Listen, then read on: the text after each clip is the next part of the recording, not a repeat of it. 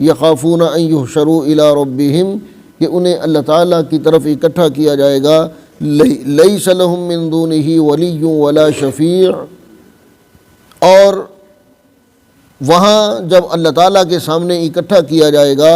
تو وہاں نہ ان کا کوئی دوست ہوگا اور نہ ان کا کوئی شفیع ہوگا، نہ کوئی شفاعت کرنے والا ہوگا اور نہ ان کا کوئی دوست ہوگا، مددگار ہوگا، ان کی حمایت کرنے والا ہوگا، وہاں پھر کوئی ان کا نہیں ہوگا جو انہیں فائدہ دے سکے۔ اب یاد رکھیں کہ وہاں کسی کا دوست نہ ہونا یا کوئی دوست نہ ہونا یا کوئی شفاعت کرنے والا نہ ہونا، اس کا یہ مطلب قطعاً نہیں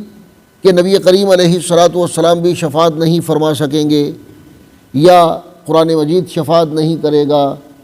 یا اولاد جو نومولود اولاد فوت ہو گئی وہ شفاعت نہیں کرے گی، یا علماء جنہیں اللہ ذوالجلال نے اختیار دیا ہوگا وہ شفاعت نہیں کریں گے، یا اولیاء شفاعت نہیں کریں گے۔ وہاں پر شفاعت نہ کرنے والے کا مطلب یہ ہے کہ ولا شفیع، ان کے لیے کوئی شفاعت کرنے والا نہیں ہوگا۔ اس کا مطلب یہ کہ اپنی مرضی سے، اپنے اختیار سے وہاں کوئی شفاعت کرنے والا نہیں ہوگا، کسی کے پاس اپنی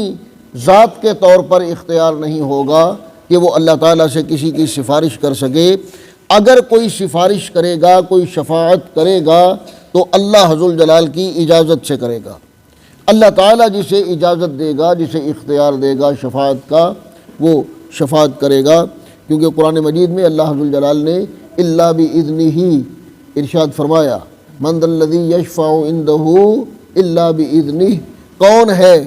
جو اللہ تعالیٰ کے سامنے کسی کی سفارش کر سکے الا بإذنہ، سوائے اس کے جسے وہ اذن دے۔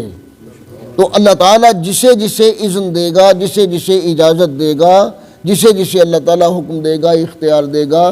وہ اللہ تعالیٰ کے ہاں دوسروں کی سفارش کرے گا، شفاعت کرے گا۔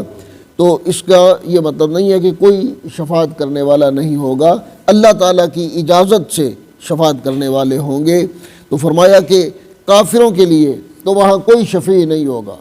کافروں کی شفاعت کرنے والا کوئی نہیں ہوگا۔ نبی کریم علیہ الصلاۃ والسلام نے ارشاد فرمایا، شفاعتی لأہل الکبائر من امتی، میری امت میں سے جو بڑے بڑے گناہ کرنے والے ہیں ان کے لیے میری شفاعت ہے۔ گناہ گاروں کے لیے، کبیرہ گناہ کرنے والوں کے لیے میری شفاعت ہے، میں سفارش کر کے انہیں بخشواؤں گا اللہ تعالیٰ سے۔ جو کافر ہے، جو ایمان نہیں لایا، اس کی کوئی شفاعت اور اس کی کوئی سفارش قبول نہیں کی جائے گی، اور ان کا کوئی دوست نہیں ہوگا، کافروں کا کوئی دوست نہیں ہوگا، کوئی مدد کرنے والا قیامت کے دن نہیں ہوگا۔ تو اللہ ذوالجلال نے فرمایا کہ انہیں ڈرائیے،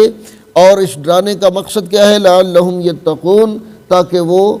پرہیزگار بن جائیں، تاکہ وہ تقوی والے بن جائیں، ایمان لائیں اور تقوی اختیار کریں۔